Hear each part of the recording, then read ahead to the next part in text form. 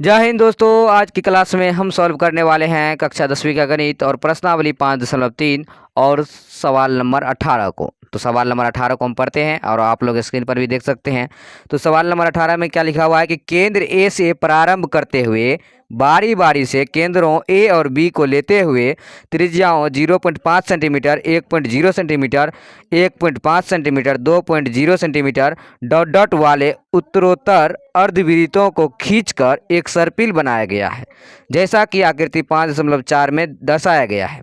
13 क्रमागत अर्धवृत्तों से बने इस सर्पिल की कुल लंबाई क्या है और पाई का मान दिया हुआ है 22/7 और संकेत में क्या लिखा है उसको देखिए। संकेत में दिया हुआ है क्रमशः केंद्रों ए बी डॉट डॉट वाले अर्धवृत्तों की लंबाइयाँ L1, L2, L3, L4 हैं।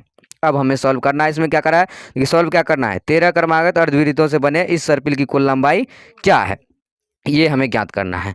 तो एक एक करके हम सवाल को पढ़ते हैं और यहाँ पे समझाते हैं। देखिए पहले दिया हुआ है, हम केंद्र ए से प्रारंभ करते हुए बारी बारी से केंद्रों ए और बी को लेते हुए त्रिज्याओं, ये ए से बी ये दोनों मिलकर के जो यहाँ से ए से बी तक में जो ये बनाया गया है, यहाँ से बी से स्टार्ट किया यहाँ से और यहाँ से ये ए और बी दोनों मिल के बनाया है। तो यहाँ तक जो आया है उसका मान दिया हुआ केंद्रों ए और बी को लेते हुए त्रिज्याएँ।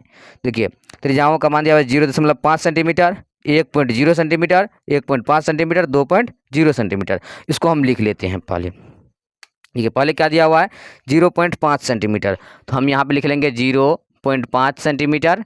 फिर दिया हुआ है 1.0 सेंटीमीटर, तो लिख देंगे 1.0 सेंटीमीटर। फिर तीसरा दिया हुआ है 1.5 सेंटीमीटर, तो लिख देंगे 1.5 सेंटीमीटर।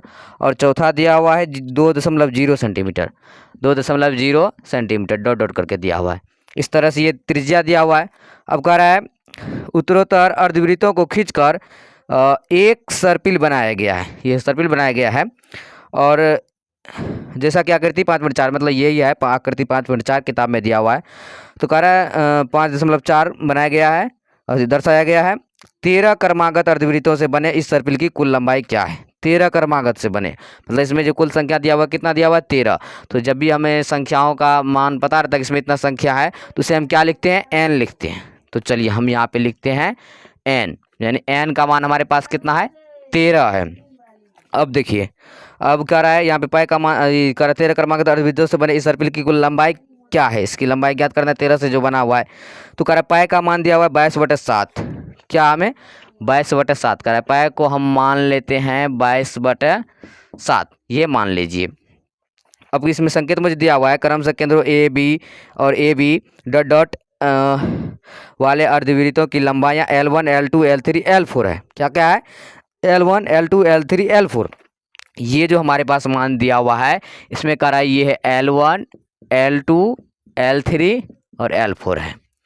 अब यहाँ पे क्या करना है हमें, यहाँ पे सवाल में देखिए कह रहा है इसकी कुल लंबाई क्या है, मतलब इसमें जो अर्धवृत्त दिया हुआ है इसकी कुल लंबाई क्या है। तो हमें देखिए सबसे पहले एक चीज़ पता रहना चाहिए कि अर्धवृत्त की लंबाई बराबर फॉर्मूला क्या होता है।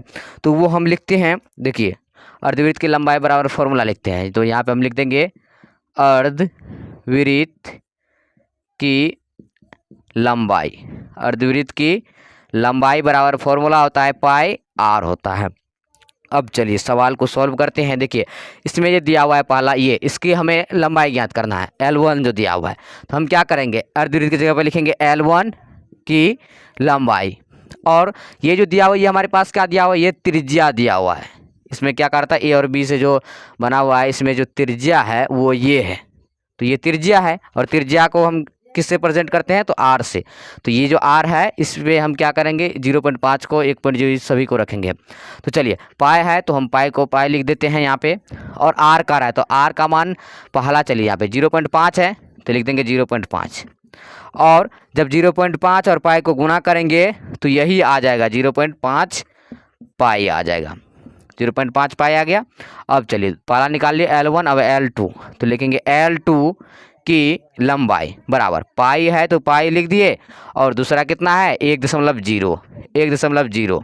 चलिए अब यहाँ पे हमें देखना है कि इसको गुना करने पर कितना होता है। देखिए 1.0 में जब इतना से गुना करेंगे तो यही एक ही आ जाएगा।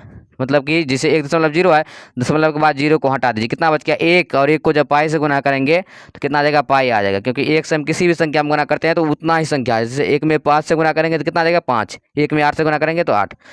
इसी तरह से जब 1 को पाई से गुना करेंगे तो कितना आ जाएगा पाई आ जाएगा। अब तीसरा चलिए, L3 की लंबाई बराबर पाई है तो लिख देंगे पाई, और तीसरा कितना है 1.5 तो लिख देंगे 1.5 बराबर 1.5 में जब पाई से गुना करेंगे तो इतना आ जाएगा 1.5 पाई आ जाएगा। अब देखिए हमें एपी जब बनाते हैं तो इसमें हमें 3 चीज़ की जरूरत पड़ती है, पहला दूसरा तीसरा आगे मतलब एपी हो गया उसके बाद, लेकिन इसमें चौथा भी दिया हुआ तो हम क्या करेंगे चौथा को भी सॉल्व कर लेते हैं। तो L4 इसे सॉल्व करें या नहीं करें कोई बात नहीं, लेकिन हम फिर भी कर लेते हैं। L4 है तो देखिए पाई है और 4 का मान ये इसका L4 का मान कितना है 2.0 लिखेंगे 2.0 बराबर। अब चलिए 2.0 को जब पाई से गुना करेंगे तो कितना आ जाएगा, तो जब 2.0 है दशमलव के बाद 0 को हटा दीजिए तो 2 बच गया, पाई से गुना कर देंगे तो 2 पाई आ जाएगा, 2 पाई लिख दिए। चलिए अब एक तरफ से आप देखेंगे तो ये एक एपी बन गया है। ऐसे ये 1 2 3 4 पद हमारे पास है। अब इसको लिखते हैं, पहला क्या 0.5 पाई तो हम लिख देंगे 0.5 पाई, और दूसरा क्या है 1 पाई है ना, यहाँ पे 1 पाई। फिर तीसरा क्या है 1.5 पाई तो लिखेंगे 1.5 पाई, और चौथा क्या है 2 पाई, तो 2 पाई डॉट डॉट। और चलिए अब इसको लिखते हैं हम, ये जो है ये क्या दिया हुआ है, ये प्रथम पद, ये दूसरा पद, ये तीसरा पद और ये चौथा पद है। तो ए यानी प्रथम पद कितना है 0.5 तो लिखेंगे 0.5 पाई है तो पाई, और डी बराबर क्या होता है फॉर्मूला, दूसरा पद माइनस पहला पद, दूसरा पद कितना है पाई है, माइनस पहला पद कितना है 0.5 पाई, और जब पाई में से 0.5 पाई घटाएंगे तो कितना बचेगा, यही 0.5 पाई ही बचेगा, तो हम लिख देंगे यहाँ पे 0.5 पाई। अब चलिए ये तो हम ए और डी का मान लिख दिया, और यहाँ पर देखिए एन का मान भी दिया हुआ है 13, तो हम लिख देते हैं यहाँ पे एन बराबर 13। अब हमें क्या करना है, इसमें कह रहा है इसकी कुल लंबाई हमें ज्ञात करना है।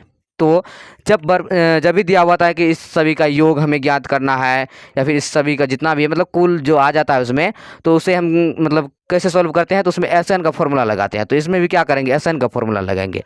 तो चलिए हम यहाँ पे इसको मिटा करके यहाँ फॉर्मूला लिखते हैं। तो क्या लिखेंगे पहले एस एन बराबर, तो लिखते हैं एस एन बराबर एन बटा 2 into 2a plus n minus 1 into d लिख दिए।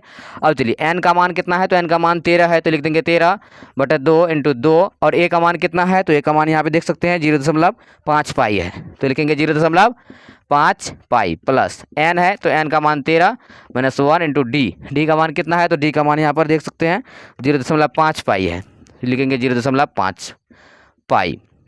अब सॉल्व करते हैं, तो देखिए 13 में 2 से भाग नहीं लगेगा तो इसको लिख देते हैं 13 बटा 2 इंटू 2 से हमें कितना में गुना करना है 0.5 पाई में गुना करना है। तो 0.5 इसमें 2 से गुना करना है, तो 5 दूनी 10 का 0 हासिल 1, 2 को 0 से गुना करेंगे 0 और 1 हासिल है तो 1.0 और दशमलव को दशमलव और 0 ये दोनों हटा, दशमलव के बाद जो 0 उसको हटा दीजिए, कितना बच गया 1, और 1 में जब हम पाई से गुना करेंगे तो कितना आ जाएगा, तो पाई ही आ जाएगा।